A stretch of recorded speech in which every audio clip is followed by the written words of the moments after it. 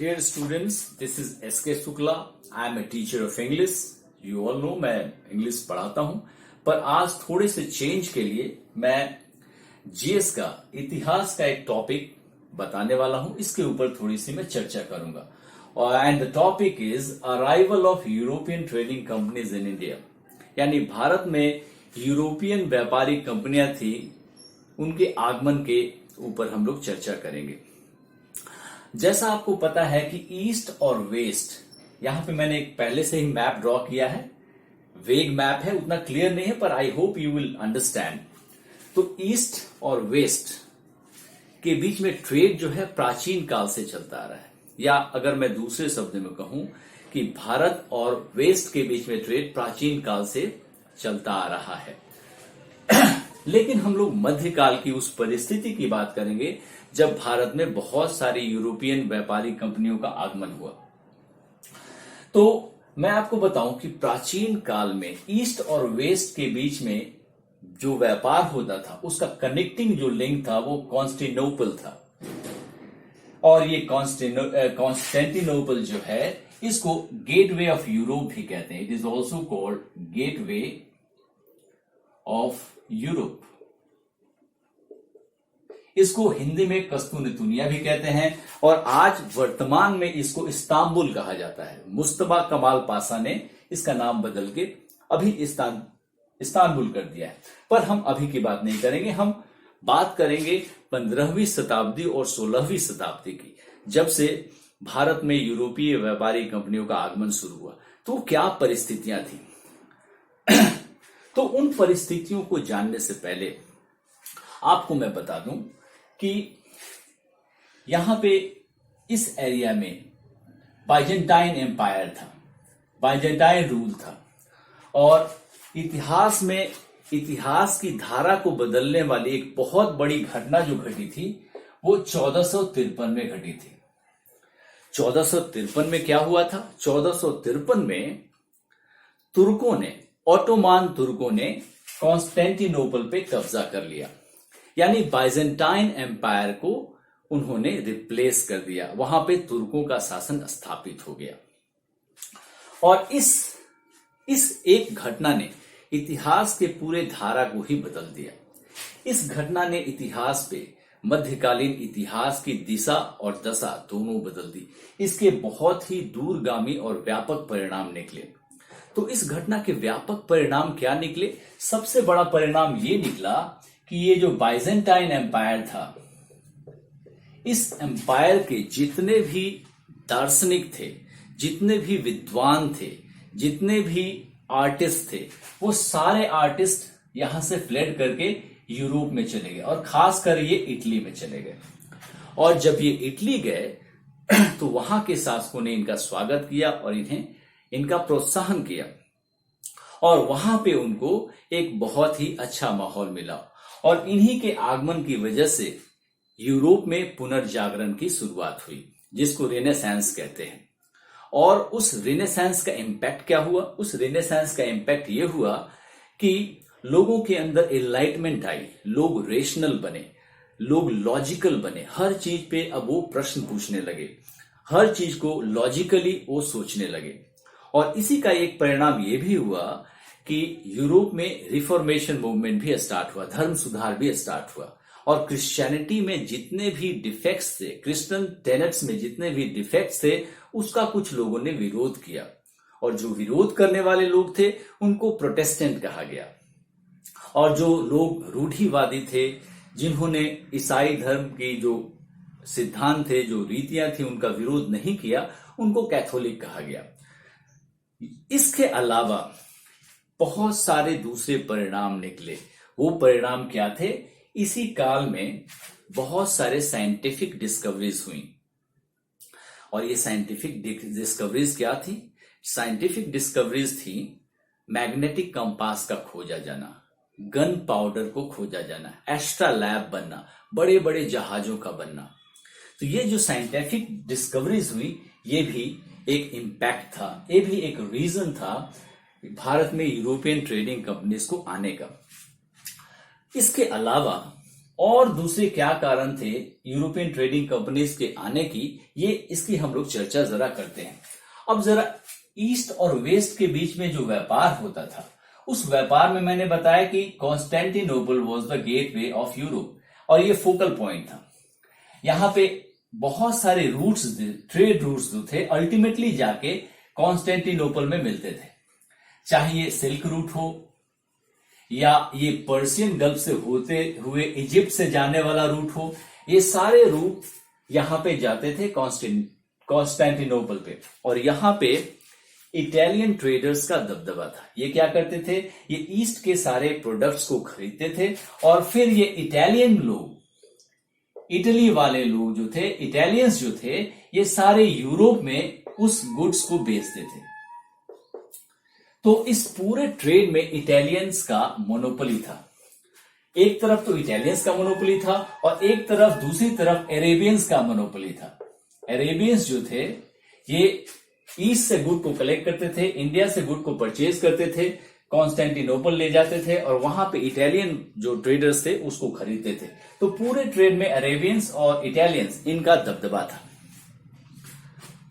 तो इस दबदबे को खत्म करने के लिए, इटालियंस के दबदबे को खत्म करने के लिए जो दूसरी यूरोपियन कंट्रीज थी, उन्होंने इसके बारे में सोचना शुरू किया। और इसमें सबसे पहले आगे जो अग्रिम भूमिका निभाई, ये पुर्तगालियों ने निभाई, पोर्टुगीज ने। और दूसरी जो भूमिका निभाई वो स्पेन ने निभाई। पोर्तुगीज जो थे वो चाहते थे कि इस पूरे ट्रेड में इटालियंस की मोनोपोली को खत्म किया जाए। और एक चीज और मैं आपको बताऊं, इस पीरियड में ट्रेड करना जो था वो बहुत ही ल्यूक्रेटिव माना जाने लगा, क्योंकि 1275 में मार्को पोलो जो था वो चाइना पहुंचा था और चाइना में उसने 17 साल बिताए और फिर वापस लौट के आया। और उसने अपने पूरे ट्रैवल को एक बुक में उसने प्रस्तुत किया, the travels of Marco Polo. और उस बुक में उसने चाइना और भारत या ईस्ट के प्रोस्पेरिटी की चर्चा की, बहुत ही अपार धन की चर्चा की। और उस धन के लालच में भी ईस्ट के बहुत सारे, जो यूरोप के बहुत सारे जो नाविक थे, वो जाना चाहते थे ईस्ट में। एक और बड़ी वजह थी ईस्ट को अप्रोच करने की, वो ये थी कि ये जो पहले वाले ट्रेड रूट्स थे, ये ट्रेड रूट्स अलग अलग ज्योग्राफिकल एरिया से होके गुजरते थे। कहीं मैदान था, कहीं मरुस्थल था, कहीं पानी था। तो हर जगह यातायात का साधन अलग अलग इस्तेमाल करना पड़ता था। हर पॉइंट पे माल की ढुलाई, माल को लादना, फिर उतारना, फिर उसको ढोना, ये बहुत ही डिफिकल्ट एक्सरसाइज था। और साथ में ये व्यापारियों को लुटेरों का भी खतरा होता था। हर पॉइंट पे, अलग अलग पॉइंट पे टैक्स देना होता था। लेकिन एक बहुत बड़ा परिवर्तन आया, कॉन्स्टेंटिनोपल जब फॉल किया, तुर्कों के कब्जे में आया, तो तुर्कों ने यहां पे लगने वाले टैक्स को बहुत ज्यादा बढ़ा दिया। और इतना ज्यादा टैक्स बढ़ा दिया कि व्यापारियों को वो देना मुश्किल हो गया। और सिर्फ टैक्स ही नहीं बढ़ाए, अलग अलग पॉइंट्स पे टैक्स लेने लगे। तो यूरोप के व्यापारियों को ये जो पहले वाला रूट था वो अब उनको भाने नहीं लगा। तो उन्होंने सोचा कि हमारे पास बड़े जहाज हैं, हमारे पास मैग्नेटिक कॉम्पास है, लुटेरों से लड़ने के लिए हमारे पास गन पाउडर है, तो क्यों ना एक ऐसे रूट को खोजा जाए जो कि सिंगल एक माध्यम वाला रूट हो, ऑल वाटर रूट। और इसी ऑल वाटर रूट की तलाश में पोर्तुगीज एंड स्पेनिश सेलर्स ने अग्रिम भूमिका निभाई। सबसे पहले मैं बात करूंगा पोर्तुगीज की। पुर्तगाल का उस समय एक प्रिंस था, प्रिंस हेनरी। तो जो हेनरी था ये खुद बड़ा ही साहसी नाविक था, इसलिए इसको इतिहास में हेनरी द नेविगेटर के नाम से भी जानते हैं। तो हेनरी ने क्या किया कि ये खुद जहाज से निकला, और ये जो मैंने बनाया है ये अफ्रीका है, दिस इज अफ्रीका। तो उसने अफ्रीका के वेस्टर्न कोस्ट में बहुत सारे जगहों को खुद उसने नाव से खोज लिया। तो सबसे पहला कंट्रीब्यूशन किसका था? हेनरी द नेविगेटर का। इसके बाद इसी क्रम में सबसे बड़ा जो भूमिका निभाया नाविक वो था Bartolomeu Diaz. Bartolomeu Diaz.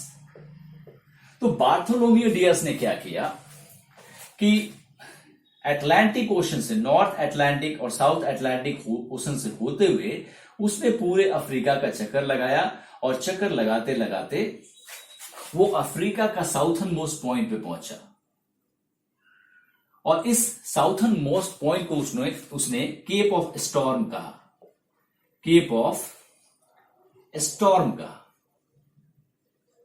Cap of storm इसलिए कहा कि जब वो वहां पहुंचा था तो बहुत ज्यादा माहौल जो था तूफानी था, तो इसको देखते हुए उसने केप ऑफ स्टॉर्म कहा। लेकिन उसने अपनी जो आस थी, उसने आस अपनी नहीं खोई, और उसकी वजह से उसने केप ऑफ स्टॉर्म की जगह इसका नाम केप ऑफ होप रख दिया।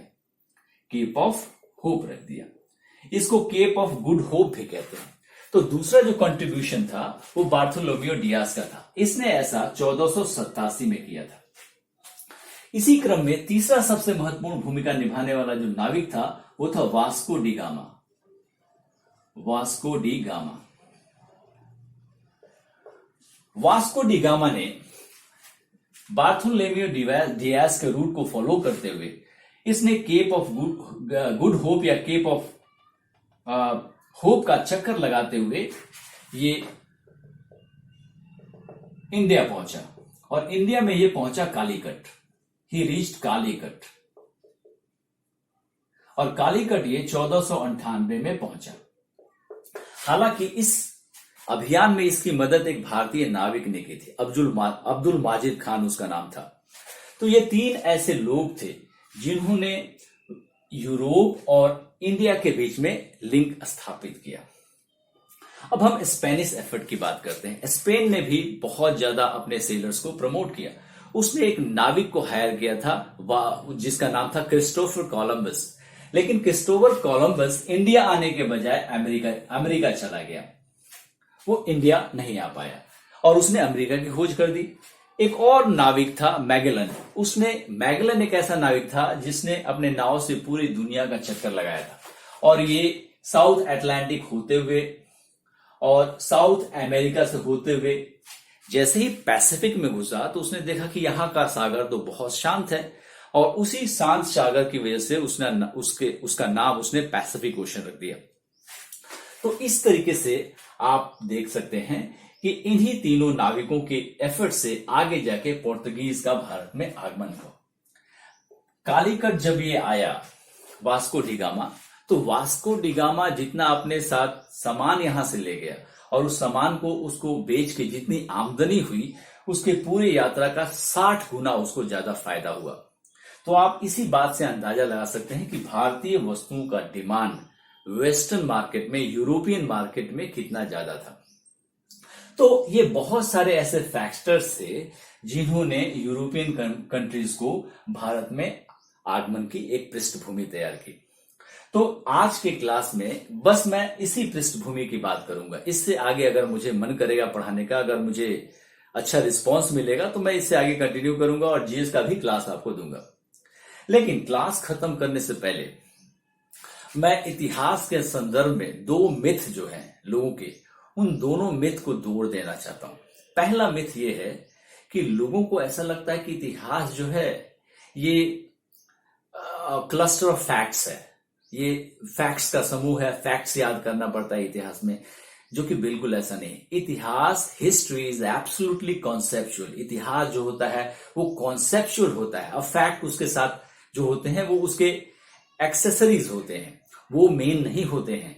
तो पहला मिथ तो ये है कि आप इसको फैक्ट न समझें इतिहास को। और दूसरा इतिहास के बारे में मिथ ये है कि लोग इतिहास को बहुत ही आसान विषय समझते हैं। आसान विषय इतिहास बिल्कुल नहीं है। लोगों को ऐसा इसलिए भी लगता है क्योंकि ग्रेजुएशन में अगर कोई इतिहास लेता है तो 10 क्वेश्चन पढ़ के और एग्जाम देके इजिली पास कर जाता है, लेकिन वो वास्तव में इतिहास पढ़ता ही नहीं है। जैसे अगर मैं बात करूं कि अगर किसी भी काल के इतिहास को पढ़ना है, जैसे मैं अगर बोर्ड पे आपको इसको मिटा के अगर एक चीज यहां पे लिखूं कि अगर हमको मौर्य काल के इतिहास को पढ़ना है, मौर्यन पीरियड को, तो इसमें हम सिर्फ डेट्स और नाम सिर्फ नहीं याद करते। अगर आपको मॉडर्न पीरियड को स्टडी करना है तो मॉडर्न पीरियड के सोशल स्ट्रक्चर को स्टडी करना पड़ेगा, वहां की सोसाइटी को, वहां की इकोनॉमी को स्टडी करना पड़ेगा, वहां के पॉलिटी को स्टडी करना पड़ेगा, उस पीरियड के साइंस एंड टेक्नोलॉजी को स्टडी करना पड़ेगा, इस पीरियड के आर्ट एंड क्राफ्ट को स्टडी करना पड़ेगा, उस पीरियड के फॉरेन रिलेशन को स्टडी करना पड़ेगा। तो ये सारे एस्पेक्ट्स एक किसी भी खास पीरियड को स्टडी करना पड़ेगा। तो अगर हम पूरे इतिहास के इन सारे एस्पेक्ट को स्टडी करेंगे तो आप सोच लीजिए कि इतिहास कितना बड़ा, कितना ब्रॉड चीज है। ये एक ऐसा विषय है जिसमें बहुत सारे विषय समाहित हैं। तो इतिहास को अगर कोई कॉन्सेप्ट के रूप में पढ़ता है तो वो उसके लिए आसान होगा, लेकिन अगर आप फैक्ट के रूप में पढ़ेंगे, इसको फैक्ट समझेंगे, डेट्स एंड नेम्स याद करेंगे, तो ये कभी याद नहीं रहेगा। सुबह में याद करेंगे और शाम में वो भूल जाएंगे। तो इतिहास को एक सही डायरेक्शन में, सही तरीके से आपको पढ़ना होगा। I hope you like this class. If you like it, just go and subscribe my channel. Thank you.